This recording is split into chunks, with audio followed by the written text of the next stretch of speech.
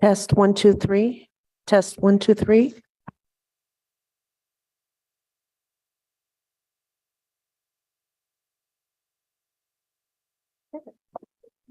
You're all good. You can turn off the video.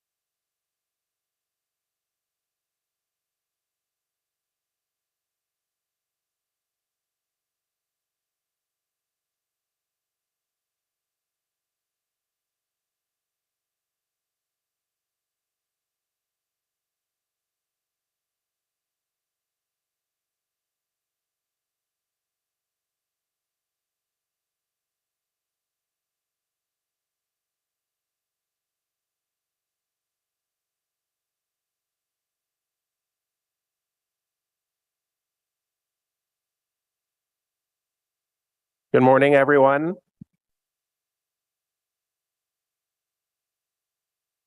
I'd ask you to please take your seats and we'll start our meeting in 1 minute.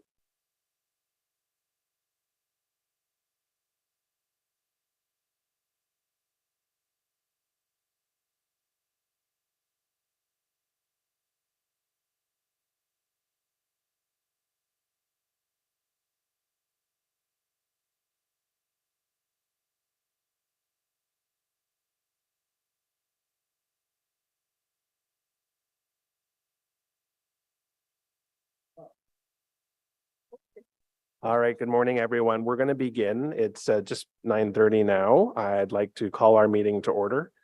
This is the third meeting of the Emergency Preparedness and Protective Services Committee. I do want to acknowledge that Ottawa is located on the unceded and never surrendered territory of the Algonquin and Anishinaabe First Nations people. Before we get to our agenda, I'll look to our committee coordinator to conduct a roll call, please. Councillor Bradley. Here.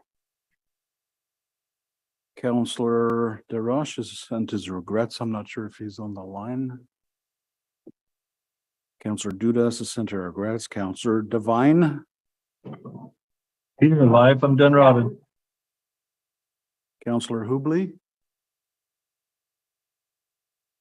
Councillor Hubley has indicated that he may be late. Councillor Johnson. Here. Councillor Kelly has sent his regrets. Councillor Luloff. I'm here. Conseillère Plante. Ici. Vice Chair Hill. Present. And Chair Brockington. Mr. Chair, you have quorum. Thank you very much. Before we begin today, I just have a few opening remarks. I would like to acknowledge that last week was National Public Safety Communications Week. It is held annually during the second week of April to honor telecommunications personnel for their commitment, service, and sacrifice. On behalf of all members of this committee, I would like to thank call takers, dispatchers, technicians that maintain radio and emergency phone systems, communication staff trainers, supervisors and managers of communication centers, and other telecommunications staff across the city, and in particular those in emergency and protective services. Thank you. Thank you for providing service 24 hours a day, 7 days a week. You are essential when people are experiencing some of the worst moments of their lives. It is a relief to know that there are dedicated professionals to help and support our city at the other end of the phone. Thank you very much for your service. Now for today's agenda, we will receive a presentation from Roger Chapman, Director of Bylaw and Regulatory Services, on the 2021 and 2022 annual reports. The report in today's agenda outlines the services activities throughout 2021 and 2022, including its most recent performance metrics, details on programs and COVID-19 related initiatives.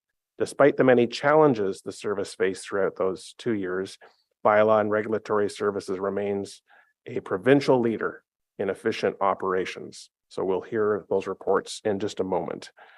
So I'll continue with our agenda. Item number 2 is declarations of interest. Are there any declarations of interest this morning? Seeing none.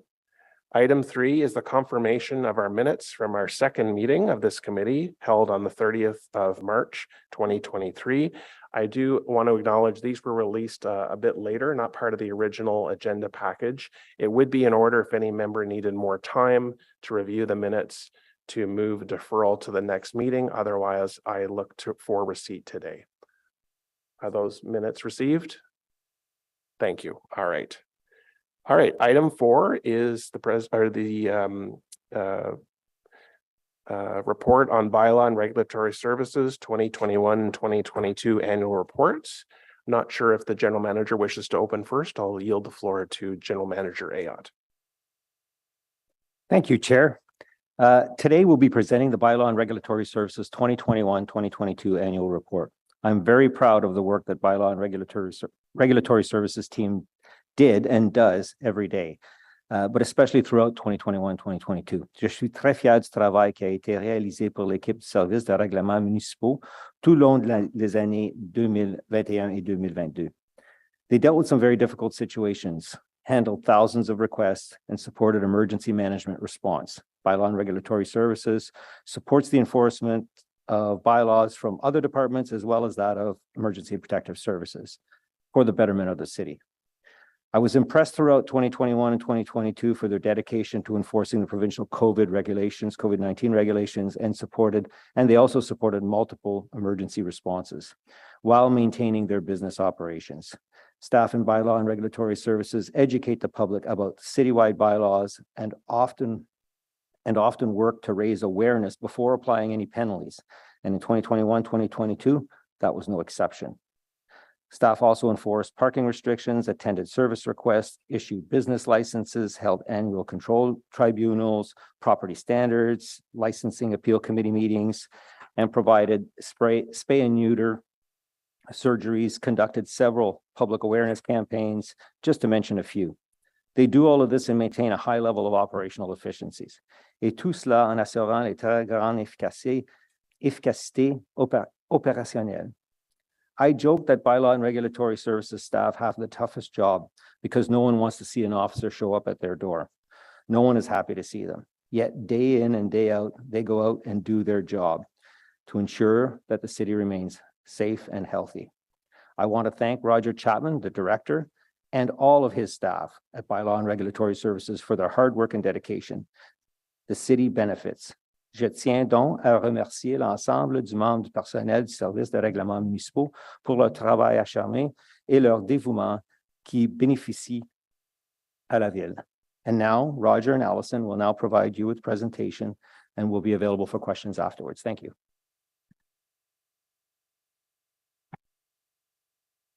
Good morning, Chair and committee members. Thank you for this opportunity to present our 2021 and 2022 annual report. I'd like to start by introducing our executive team that's here today. So start with Christine Harteg, who's our program manager of operational support. I have Jennifer Thurkelson, who's behind me, who's program manager of bylaw services. And I have Mirka Karami behind me as well, who's the program manager of parking enforcement and logistics. I have Kayla Woods, who's behind me, who's our issues management specialist.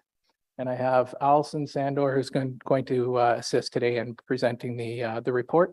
Allison is our public information officer. Next slide, please. Bylaw and Regulatory Services is comprised of 188 budgeted full-time equivalents and is responsible for the enforcement and administration of more than 50 bylaws, as well as provincial acts within the boundaries of the City of Ottawa. On an annual basis, Bylaw and Regulatory Services handles in excess of 90,000 service requests. We operate 144 hours per week on a near 24-hour service model and strive to provide a level of performance that meets the expectations of the residents and visitors to Ottawa. In addition to its normal day-to-day operation, Bylaw and Regulatory Services provides enforcement support to city partners, which include Infrastructure and Water Services Department, Recreation, Cultural and Facility Services Department, Office of Emergency Management, and Ottawa Public Health, among others. Bylaw and Regulatory Services is organized into 4 branches and the Director's Office. Next slide, please. The 4 branches of Bylaw and Regulatory Services are Bylaw Enforcement Services, Licensing, Administration and Enforcement, Parking Enforcement and Logistics, Operational Support and Regulatory Services. Next slide, please. At a more granular level, the Bylaw Enforcement Services branch is responsible for general bylaw enforcement, including animal care and control, noise, parks, property standards, and zoning enforcement. Licensing, Administration and Enforcement branch is responsible for the administration and enforcement of the licensing bylaw, the vehicle for hire bylaw, which includes taxis, limousines, and private transportation companies, the business ambassador program, enforcement of provincial and municipal smoke-free regulations, lotteries on behalf of the province, tow truck regulations, and short-term rental licensing regulations. The Operational Support and Regulatory Services Branch is responsible for the general administration, training, coordination, and oversight of the spay-neuter clinic. Parking Enforcement and Logistics Branch is responsible for parking enforcement citywide, procurements, fleet, and equipment. And finally, the Director's Office is responsible for decision-making, strategic thinking, planning, providing subject matter expertise, issues management, public engagement and outreach, and general oversight of all functions within bylaw and regulatory services. Next slide, please. Les services de règlement municipaux ont des responsabilités uniques. En plus de soutenir ses partenaires au sein de la Ville d'Ottawa, les services des règlements municipaux sont fiers d'être un chef en file en matière d'application des règlements municipaux dans la province d'Ontario. Et les services de règlements municipaux assument actuellement de nombreuses responsabilités uniques que d'autres administrations en Ontario ne réalisent pas, notamment l'application de la loi favorisant un Ontario sans fumée, l'application du règlement sur le bruit. Nous sommes aussi la seule ville avec une agente aux informations publiques pour les services de règlement municipaux pour coordonner les médias sociaux, les demandes de médias, les modifications sur les pages web et aussi pour tenter de favoriser l'adhésion volontaire au règlement par la sensibilisation. Aussi, intervention d'urgence auprès des grands mammifères sauvages. Next slide, please. The work of bylaw and regulatory services falls into two broad categories: responding to service requests, which are assigned a priority level based on call type, and other work activity which does not include service requests being created. Examples of this type of work are associated with proactive enforcement patrol, court time, and administrative work. In accordance with the recommendations of the Bylaw and Regulatory Services Service Review from 2018, BLRS has implemented the following service standards. For priority 1 calls, we will respond within 24 hours, 80% of the time. For priority 2 calls, we will respond within 48 hours, 80% of the time. And for priority 3 calls, we will respond within 96 hours, 80% of the time. Next slide, please.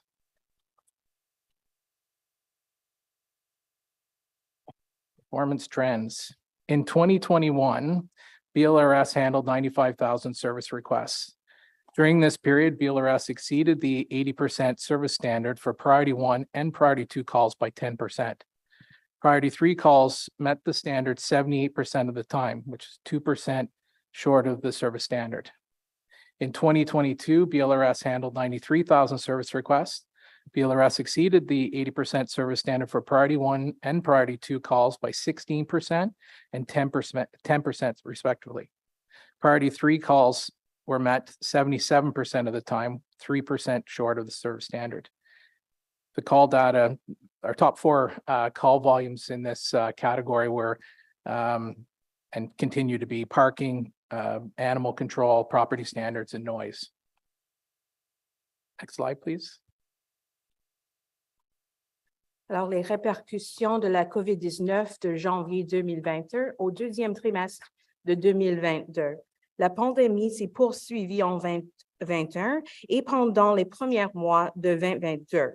Les services de règlement municipaux ont donc continué de fonctionner selon un modèle opérationnel agile afin de se redéployer rapidement en fonction de l'évolution des tâches et des demandes. Pendant cette période, les services de règlement municipaux ont traité 10 173 demandes de services liées à la pandémie.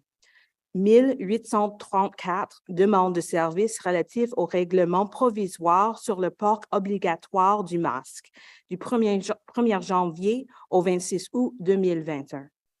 1556 demandes de renseignements reçues par l'intermédiaire du responsable de la liaison avec le conseil et de la boîte de messagerie de la COVID-19.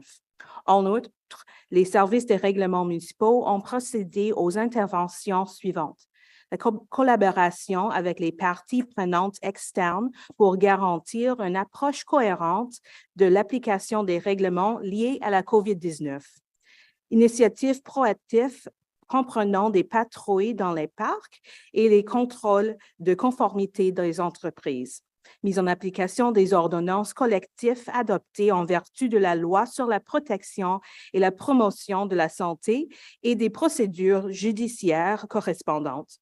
Mise en application des lettres d'instruction de la santé publique Ottawa, soutien à la santé publique pour le déploiement de l'équipe de soutien communautaire en matière de vaccins, qui a offert une aide logistique à 8 cliniques de vaccination du 16 mars au 11 août 2021. Et élaboration d'un rapport hebdomadaire sur les statistiques relatives à l'application de la loi au bureau du solliciteur général. Next slide, please.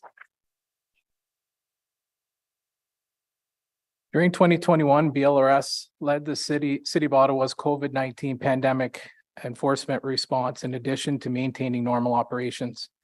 2021, BLRS also commenced the development of the Bylaw and Regulatory Services Peer Support Network. The aim of this program is to offer support for staff through timely proactive awareness programs and reactive support systems. The program is set to be fully realized in Q2 of 2023. Finally, during 2021, BLRS undertook numerous public media campaigns aimed to educate and update residents on provincial regulations and public health measures. BLRS also undertook other media campaigns such as fireworks safety after recognizing an increase in the purchase of consumer fireworks, increasing the risk to public safety. Next slide, please.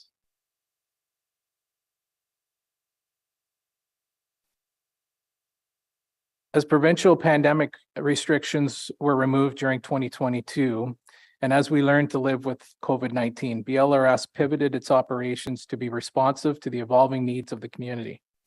During 2022, Bylaw and Regulatory Services also began enforcement of the new tow truck licensing regulations and the short-term rental regulations.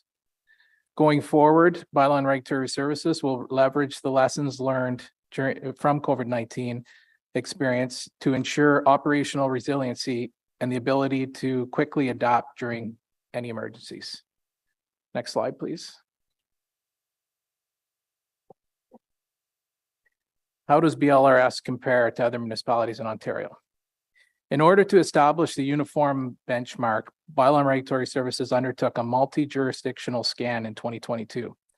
Selected municipalities in Ontario were asked to provide the number of full-time equivalent staff in their bylaw, animal control, property standards, and zoning enforcement operations, including supervisory and administrative staff, for the years 2018 to 2022 inclusive.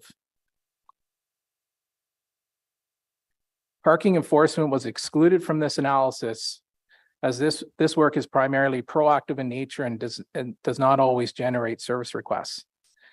Hamilton, Toronto, and Windsor were identified as comparator municipalities for the following reasons. They are medium to large size municipalities that were referenced in the City of Ottawa's Bylaw and Regulatory Services Service Review back in 2018. Being in Ontario, they exist within the same provincial legislative framework. They have reasonably similar business lines and provide comparable services to Ottawa Bylaw and Regulatory Services. Based on the information gathered, a standardized benchmark of service requests per year per FTE was calculated. The average number of service requests handled per FTE in other selected Ontario municipalities from 2018 to 2022 was 427 service requests per year per FTE. During this same period of time, Ottawa Bylaw and Regulatory Services officers handled 817 service requests per year per FTE. As demonstrated by this comparison, Ottawa Bylaw and Regulatory Services continues to be a provincial leader in operational efficiency. Next slide, please. Alors, les initiatives à venir.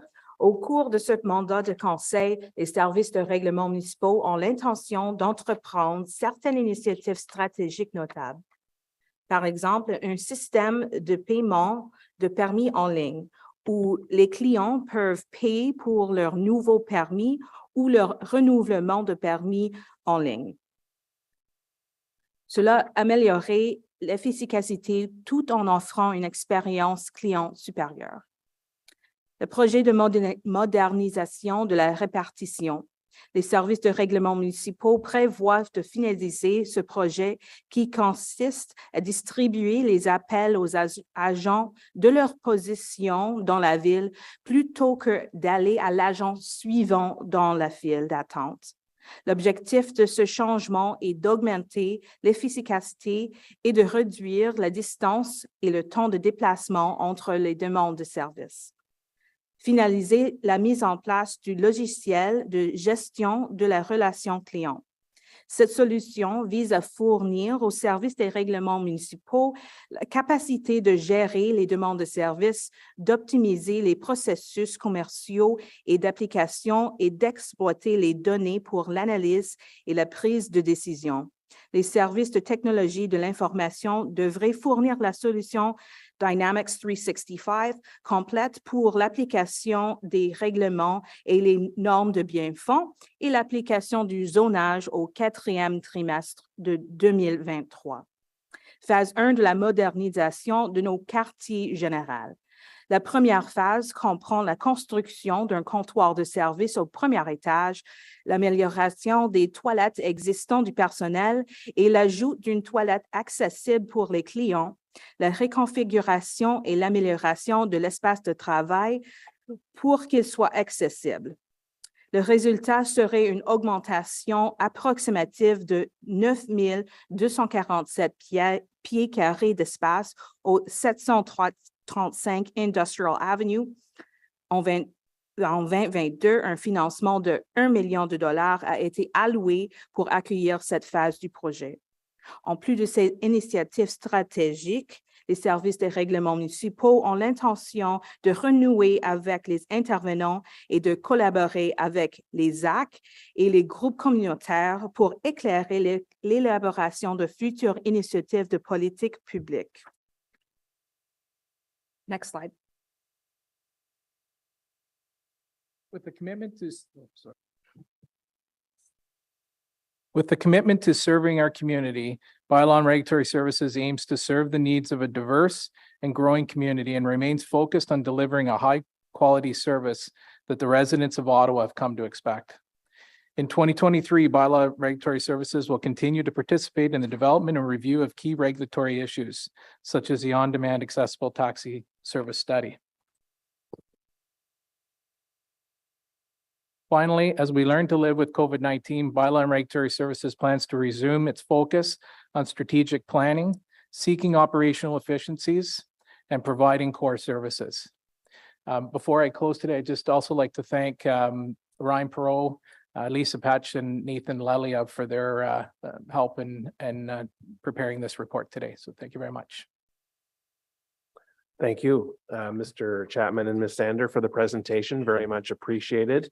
And I certainly want to acknowledge that 2021 and 2022 were challenging times in our city.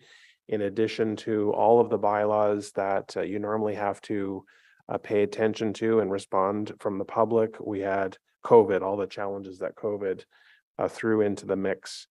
The work and service of Ottawa Bylaw is critical for our municipality, and the data does not lie. The service is very much needed and appreciated. And I do want to thank everyone who serves in the Bylaw and Regulatory Services Department for their work. Thank you very much. It is, yes, absolutely. It is certainly now time for some questions, and I would like to start with Councillor Plante-Conseiller. Oui, merci beaucoup. Hi, Roger. Nice to see you again. I know we chat often, and I also want to give a shout out to Allison. She was recently in Sandy Hill to do a press conference, so it was nice to see her there. I guess my question is pretty straightforward, and I actually made a list while you were giving your presentation. So, as you know, Ward 12, we have about 40,000-ish university students, which affects things like move-in and move-out day, as well as St. Patrick's. We have a large amount of intensification, especially in the Sandy Hill area. We have an over-concentration of social services. We have the tourism district of the Byward Market, which has a lot of issues around noise and garbage. We have, items that are multi-jurisdictional, such as the Convoy, Canada Day, Panda Game. we have a lot of vacant units and absentee landlords in Vanier. Would it be fair to say that Ward 12 relies heavily on bylaw services? Mr. Chair, yes, absolutely. Ward 12, it's one of our busiest wards for sure. Okay, thank you very much. All right, Councillor Hill and then Johnson. Councillor Hill. Yeah, thank you very much, and thank you, Roger and team, for the presentation. A few more technical questions out of my own kind of naivety and newness than anything else. But you spoke to service requests being made but not completed. Is there a window that it must be addressed? For example, if you have a priority 1 call that's not addressed in that 24-hour window, then does it need to be responded to within a week or 5 days, or is it just kind of catch as catch can kind of thing?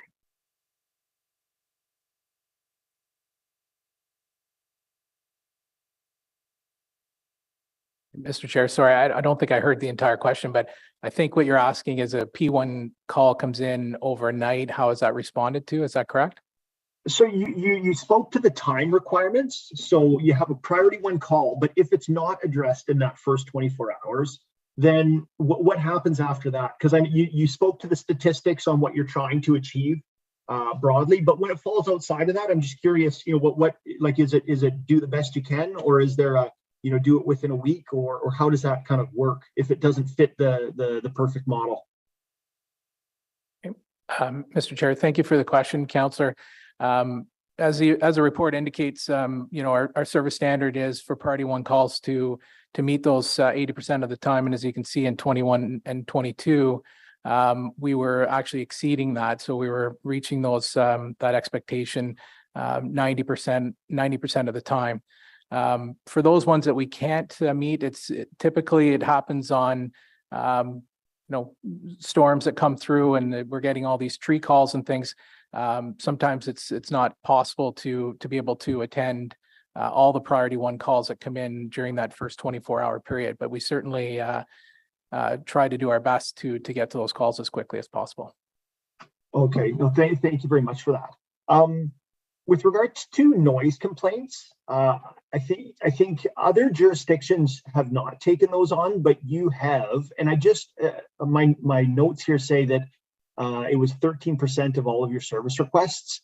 I'm just curious, what are the benefits or the drawbacks to taking on noise complaints, or is it just you have to? We don't have any other mechanisms in the city to deal with that.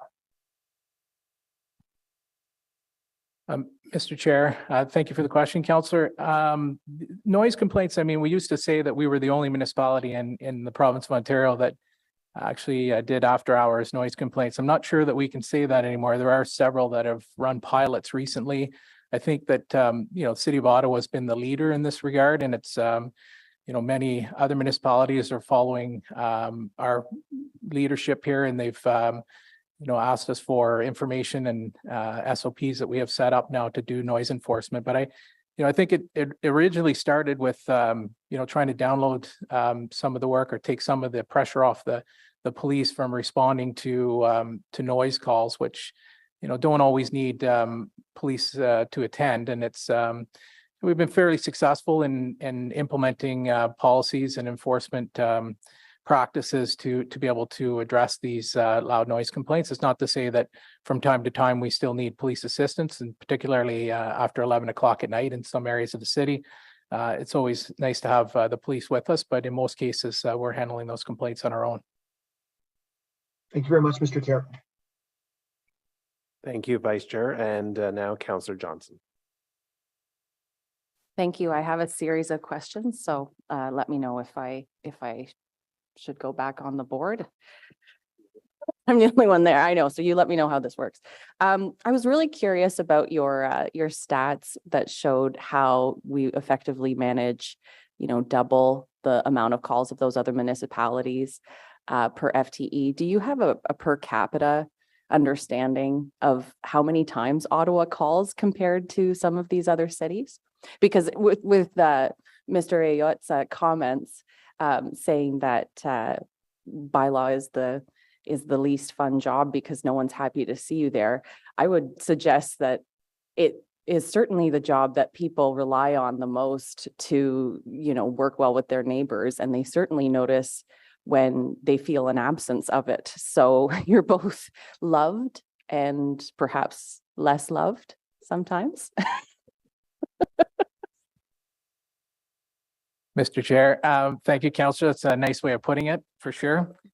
Yeah, I mean, it's again, just when we're looking at this, when we do this benchmarking, we ask the other municipalities just to include those 4 top service requests that we deal with.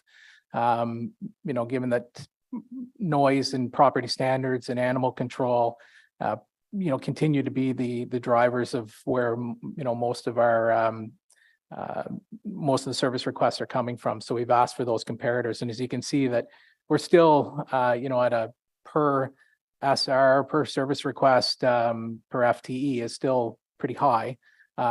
Things have improved over the last couple of years for sure with the FTEs that we've received over the last couple of years. It is a little bit concerning that we still stay at, you know, above that 700. I mean, we've said many times in the past that somewhere around 650 to 700 service requests is where we'd like to see, you know, our officers handling on an annual basis. That said, we have other programs in place that we try and find some efficiencies in. So it's not always, you know, the frontline officer who's doing the first knock on the door. So we have our alternate response program that other municipalities don't have. We've grown that where it's, you know, it's not always necessary to have an officer attend a first time barking dog complaint, for example, where we send a warning letter with some information on, you know, what the bylaw states and what the a responsible dog owner should be doing. You know, a second time offense would result in an officer attending, but we find that, you know, 63% of the time, we don't have to send an officer for a second complaint. Usually the letter being sent resolves that problem. So we try and offset some of this, you know, the heavy workload from the frontline officers by introducing other programs such as our alternate response program. I'm sure you're finding as many efficiencies as possible. I just wonder within that data, are we seeing that Ottawa calls twice as much as other municipalities, right? Like, do we have a call bylaw response socially in our public compared to, that's why I started asking for the per capita comparison. So overall call volume, sorry, through you, Mr. Chair. That's a great question, Councillor, and it's something that we do look at on an annual basis. We, you know, we're interested in what is the overall service request data for other municipalities. I can tell you that it's pretty relative. I mean, I think most of the, you know, the municipalities that we've done our comparators to are pretty much the same. Use Toronto as an example. I mean, comparing us to Toronto with property standards and zoning, they do about 135 to 140,000 service requests a year. We're in around 95,000. So it's, you know, they're a much larger municipality and population wise. But when you look at the city of Hamilton, city of Windsor, their SR data is very close to what we're doing, and population wise are very close as well. Thank you. I was just trying to figure out how to read the chart a bit more with a bit more intelligence. So I wonder then also, it's been brought to my attention, you know, that if we have a lack of enforcement on certain property standards, as in that they're not a high priority, they're not a safety concern, you guys are in other places and you're obviously stretched. Do we ever take bylaws off? Do we ever remove bylaws when it comes to certain aspects of how we get, I think about, you know, conflicts between neighbors for issues of property standards that aren't necessarily consequential, except that they're on the books. Do we purge our bylaws? Is that part of the bylaw review process to ever just say this is not serving us anymore? It's causing more trouble than it's worth. Thank you, Chair. I'll take that one and I'll pass it on to Valerie if she has any additional information to add. But generally, we don't purge the bylaws. They're reviewed every 10 years and they're tweaked and they're amended accordingly. And that's what the bylaw review work plan deals with. So that'll be coming up in June. And we can have that discussion, but generally we don't remove them unless they become obsolete and or they've been replaced by another bylaw that's more effective and more useful. Valerie, is that enough?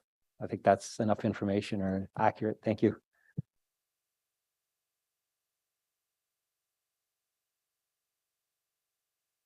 I was wondering if you could also speak, I know in the document you talked about deputized, or however you call it, private parking firms that issue tickets with this program. But I believe there's also a relationship with how we monitor the NCC Greenbelt and that ticketing process. So I have residents who have been, in the NCC property conservation authority has given them a ticket, and it's a City of Ottawa ticket. I was hoping that you could help me to understand that relationship for my residents, because they do find that somewhat confusing.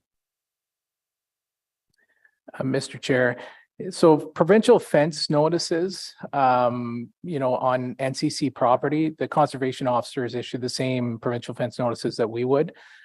Typically, they're under their own regulations. They don't issue tickets for municipal bylaws.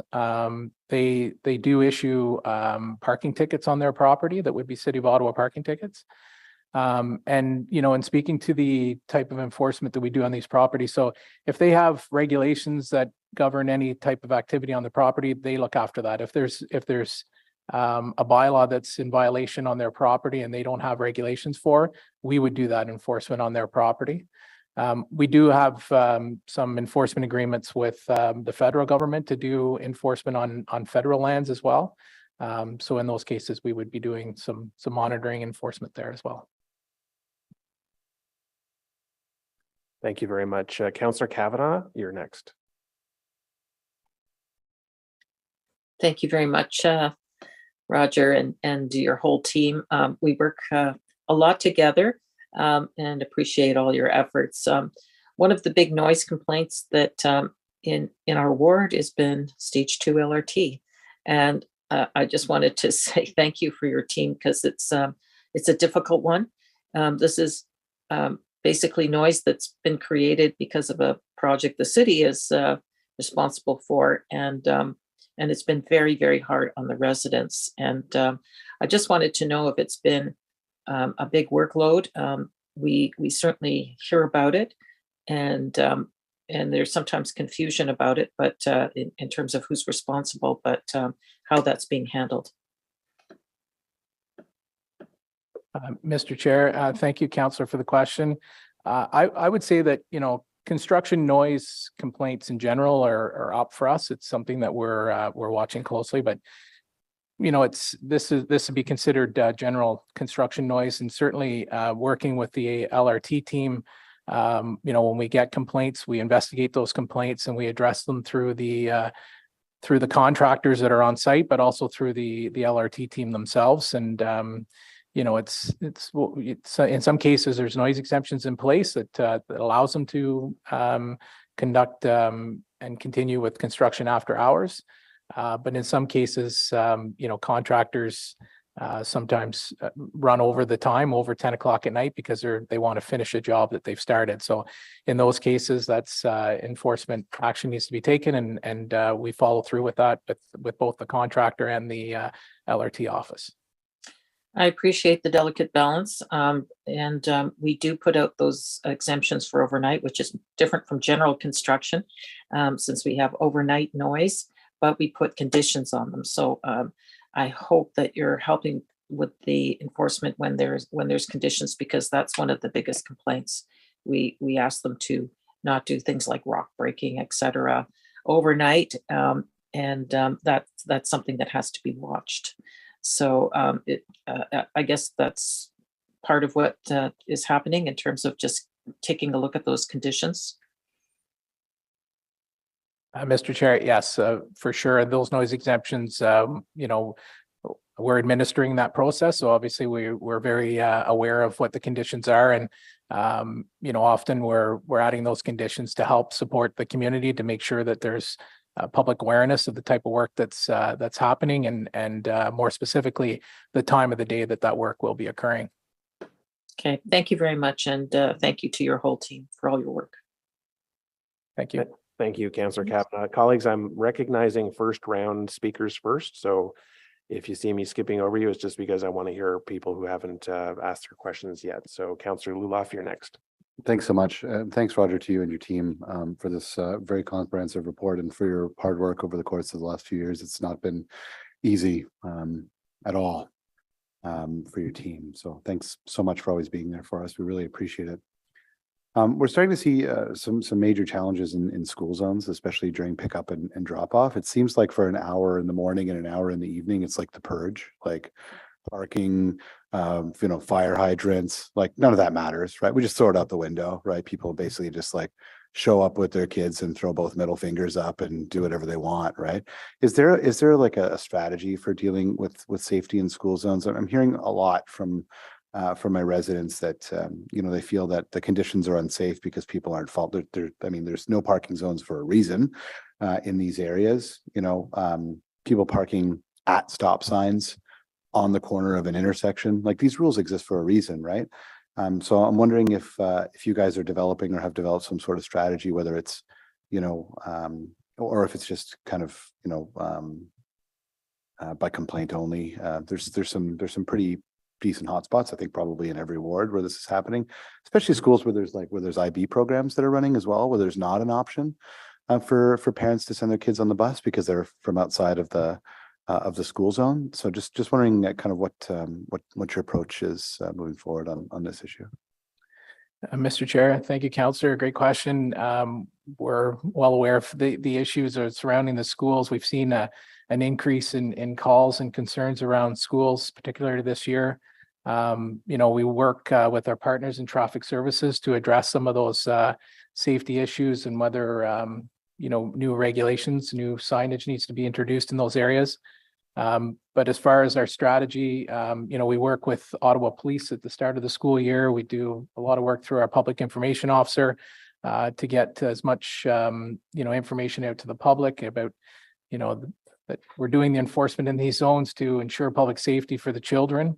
And it's, we don't want to issue tickets, but, for blatant disregard of the regulations, we have to do enforcement in this area. But, our strategy is that, the complaints come in, we have a running list of the schools that are, quote unquote problematic. And we deploy our officers accordingly. So we try and be there as often as we can, whether it's pick up or drop off. May not be 5 days a week, depending on how many schools we have on that list at any given time. But we do our best to get there as often as we can. Allison, when it comes to like prevention, right? Like, is the comms team doing any work like dealing directly with the school administration as well on this issue? Through you, Mr. Chair, Councillor, absolutely. We do deal with school administration directly. I've attended schools personally. I've spoken with parents at the beginning of school year. I even develop maps to show and distribute to parents to show them where it's appropriate to park and where it's not appropriate to park and why. So all of this is available upon request. Just all I need is an email. Okay, great. Thanks so much. I think we'll probably reach out if there's some problem like in our problem areas just for that sort of support. Really appreciate the great work that your women and men do every single day. Thank you so much. Thank you. Thank you, Councillor. And I think the purge analogy is not too far off from reality because we have similar issue in my ward. Parents actually will stop on the opposite side of the street, which is a no stopping zone, tell their kids to, while they're parked on the sidewalk, tell their kids to get out, and the kids, rather than walk the sidewalk, will just dash across the street like there's nothing else going on at that same time. So yes, yeah. So there are programs like Walk a Block, and I think since my tenure, I've seen some progress, but COVID changed the game. We wiped the slate clean, and we have to almost start from scratch again. But I think that's something we need to pursue further for sure. Okay, Councillor Laplante, following Councillor Johnson. Oui, merci, conseiller Brockington. Roger, je voulais juste savoir la comparaison avec la ville de Windsor, qui est ma ville natale, by the way. Pourquoi avez-vous choisi ça? Parce que de ce que j'ai pu voir, ils sont 300 000 qui habitent à Windsor et nous, on est 1,4 million ici. Alors, je voulais juste savoir pourquoi vous avez choisi la ville de Windsor.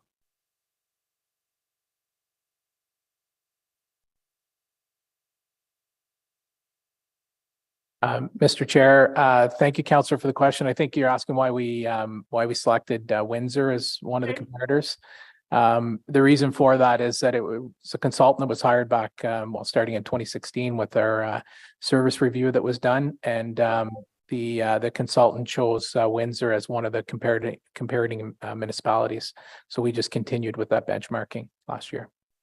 Okay, I was just curious. And then my second question is, how can myself and then the other counselors who are here, how can we better help you and your staff with the help that you guys need to do your job? I mean, Councillor Luloff referenced schools. I referenced some of the issues in my ward. You know, other than, you know, increasing the budget, like how can we better help our bylaw officers in our neighborhoods? Mr. Chair, thank you for the question. You know, first, I'd like to say that, you know, the last couple of years, council has been very good to us in providing SRs, FTEs, including the 7 growth positions that we received through the budget this year. So, I mean, you know, again, through 2023, we really want to focus on getting back to bylaw enforcement. I mean, pandemic has changed things for us as well. And, you know, we've taken on some new regulations, and we know that, you know, during the first year of the introduction of new regulations, we often see a spike in call volume. You know, but those call volumes tend to plateau out, you know, significantly after the first year of enforcement. So people become compliant, and you know, as you get people, you know, to buy into the regime system, we have some success in reducing service requests that way. As I said, we're trying to leverage other things to be more efficient, including our online licensing system that we're trying to procure for this year. Our alternate response program, we're looking to expand that as well this year. So we're always looking at other measures that we can put in place to try and you know, reduce the call volume for the frontline officers. But again, you know, early next year, our intention is to come back with a report to committee and council to present, you know, what we think is needed for growth positions. So we look forward to presenting that report next year. Merci beaucoup, j'apprécie. Merci. Councillor Johnson, you're next. Okay, thank you. So my last sort of series of questions are related to the landlord, what's it called? The landlord rental bylaw that's just coming around, the big one for all the multi-res. So I was wondering, I was wondering how that has been in its first few months of implementation. Have you had greater or fewer service requests than you expected? Through you, Mr. Chair, the rental management bylaw, we haven't seen a huge increase in call volumes, although we didn't expect that this bylaw would specifically increase call volumes. I think it's an added tool in our toolbox to help us enforce the bylaws such as property standards and property maintenance bylaws. But what we have seen is that we have a high rate of compliance when speaking to property owners, property managers. The regulations that are in place are well aware of what they are. We've seen the property maintenance plans, which is very nice to see that they're planning ahead and budgeting for those regular maintenance things that need to be done, that we hope will, you know, reduce the amount of times that bylaw has to be called to do investigations. And also pest management, we've seen an improvement in that as well, where, you know, we've seen the larger landowners that are now have pest management plans in place. So that's helped for sure. I'm glad to hear that. I did know, hear when it was first coming into effect that the intention was to tune up a lot of landlords that weren't looking ahead. So I'm very glad to hear that that's happening. I wonder if we have seen, and I don't know where this question goes, but obviously whenever we ask a landlord who doesn't have a capital maintenance plan or a pest control management plan in place, sometimes those costs can be transferred onto the tenants. So I wonder if we've seen any unintended consequences in that respect when it comes to affordability. I don't know if that's a question for you, or if there's any analyses happening across departments to have an understanding of that. Through you, Mr. Chair, again, compliance is really high. I mean, we have come across situations, obviously, when we're responding to complaints where capital maintenance plans, when we're asked for them, they're not in place. But, you know, we provide a compliance state, and as I said, so far, we've had a very high compliance with those requests. So it's encouraging. I think it's too early to do any analysis on what the impact of that has been. I think year 2 and 3 into this program, we'll be able to see and hopefully realize the effects of this new bylaw structure. That's wonderful. So I'll look forward to year 2 and 3. I think I'll still be here, so that's nice. Staff were meant to explore the feasibility of a consumer protection and education website and a searchable database. I was wondering if this is still something that's going to be moving forward. Mr. Chair, yes, it's still on our work plan. We're hoping that we can have that implemented by Q1 2024. Councillor, as much as I appreciate your questions, questions that are related to the future work plan could be maybe parked until June. Today, we're going to focus on the 2021 and 2022 report. So if you have questions about that report, just focus there. It wasn't on the looking forward slide. Fair enough. No problem. Thank you. Anything else? Okay, thank you. All right, Councillor Luloff. Given your direction there, Mr. Chair, I guess I'll have to be pretty cheeky about how I ask this question. Looking back at the numbers of, your performance standards and what you were able to achieve, how many extra bylaw officers would you have needed last year to have been able to meet your standard every time? Mr. Chair, thank you, Councillor. Great question. That work is underway. As I said, we're bringing that report forward early next year on what we feel is needed for growth positions for the rest of the term this term council. I'm unable to answer that question at this time, but we are doing that analysis right now. Okay, and typically,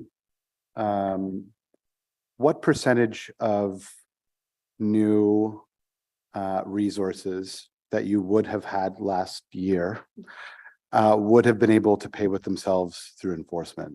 Like what percentage do you think pays for itself? Mr. Chair, thank you for the question, Councillor. So I can tell you that Bylaw and Regulatory Services brings in approximately $32 million in revenue on an annual basis, and our operating costs, including capital expenditures, were about $25 million. So thank you. Thanks, Mr. Chair. Thank you. And colleagues, I'll just note that our June meeting, the corporate bylaw review work plan, will be before us in June. So that will be, in addition to the other items on the agenda that month, I think a pretty fulsome meeting. So stay tuned for that. Seeing no other questions, the motion before us is that the Emergency Protective Services Committee recommend that council receive this report for information. Is this report received? Received. Thank you. I do not believe there are any in-camera items. No. Notices of motion. Councillor Kavanagh. Actually, it's Councillor Devine on behalf of Kavanagh. Hey, everyone. I just want to make, can you hear me okay? Yes. Okay, great. Thank you. Give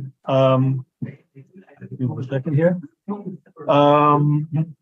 This motion was brought to me from Councillor Kavanagh, as she's not on the committee, but I am more than happy to bring this motion to you because it speaks to an issue that both Councillor Kavanagh and I have been working on, which is to increase the capacity and effectiveness of our city's first responders. So I'll read the motion.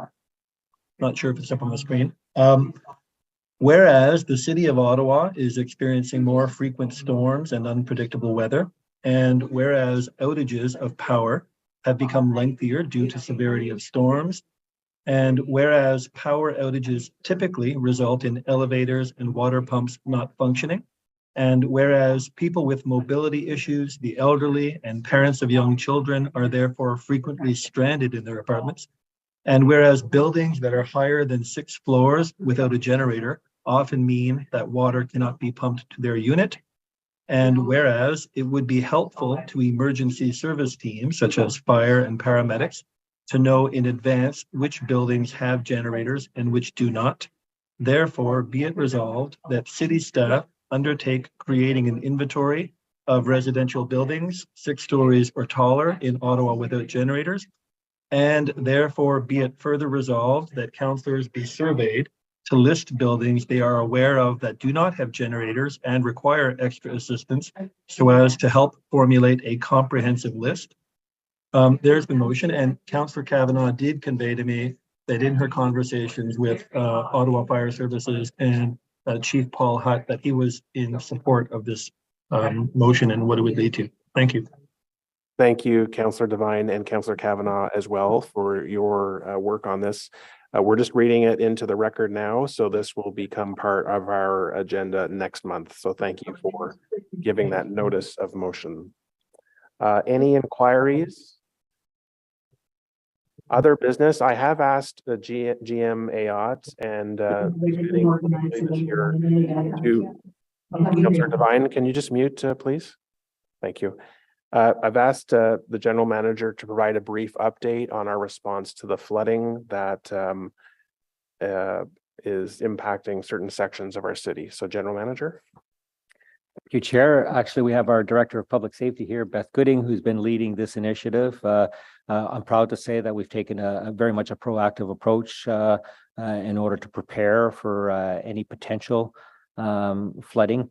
Right now, the numbers are still within the 1 to 10 year kind of range. We are planning for potential 1 to 20 that hasn't materialized yet. Different parts of the city are affected differently. All that to say, I'll pass it on to Beth to make some comments on that. Thank you. Okay, thank you, Chair. So just briefly, to echo what Kim said, water levels are increasing along the main stem of the Ottawa River in all locations, but they're currently expected to remain well below historical flood levels. We will be presenting or through email today, a full update to council, but I can give a few highlights in terms of what we've been doing and what we're going to continue doing. I would say we've been focused on 3 main areas. We've been doing a lot of surveillance and monitoring, including through our Public Works Department staff who are out in the communities looking at conditions firsthand. We've also been doing a lot of community engagement and communications, and that includes the effort of Chiefs Hutt, Ottawa Fire Services, who went out and visited the homes throughout the city most at risk of some flood damage, and they provided information and had a chance to assess the situation on the ground as well. And thirdly, we're continuing to make supports available to residents to help them prepare. And that is what we will be doing over the course of the next few days and into the weekend. What we've heard through the visits from Ottawa Fire Services is very encouraging. People have good support networks in place, they're prepared, and they're receiving the information they need to. And so we'll be, continuing to make sand and sandbags available to people. We have staff filling sandbags until end of day Saturday, and those are being dropped off at strategic neighborhood points that are more at risk. And we're working with the councillors most impacted to share information and get insight from them and their residents in terms of potential need.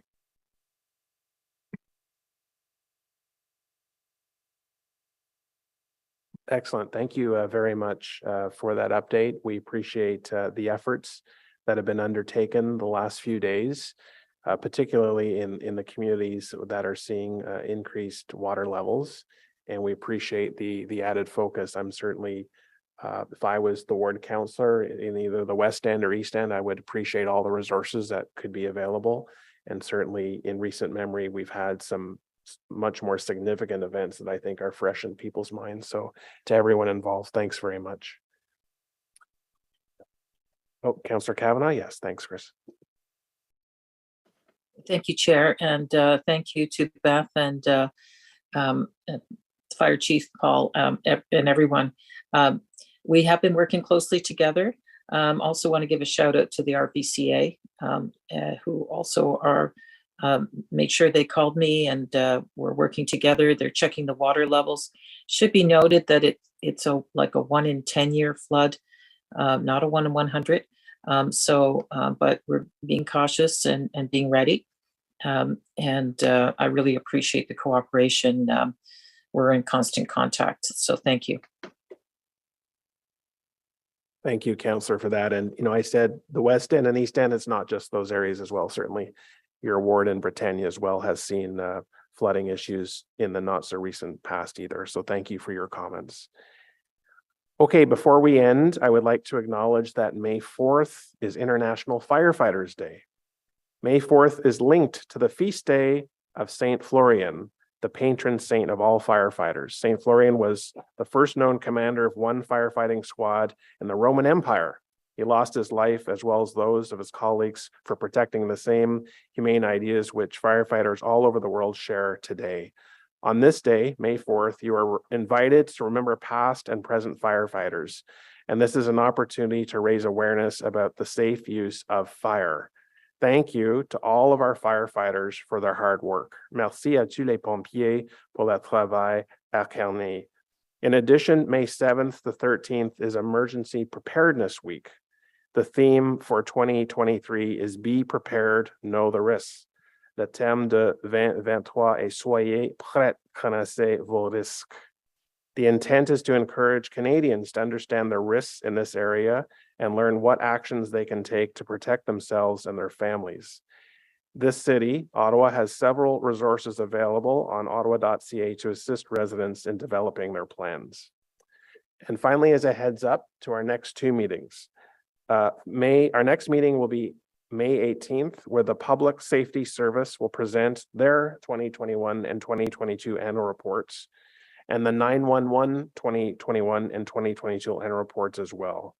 As I alluded to earlier, the June meeting will be a heavy agenda with several reports: the corporate bylaw review work plan, the on-demand accessible taxi study, and the Ottawa Paramedic Service 2021 and 2022 annual report, as well as the Ottawa Paramedic Service investment plan. So those are just some highlights for the next 2 months, and I look forward to seeing you at our upcoming meetings.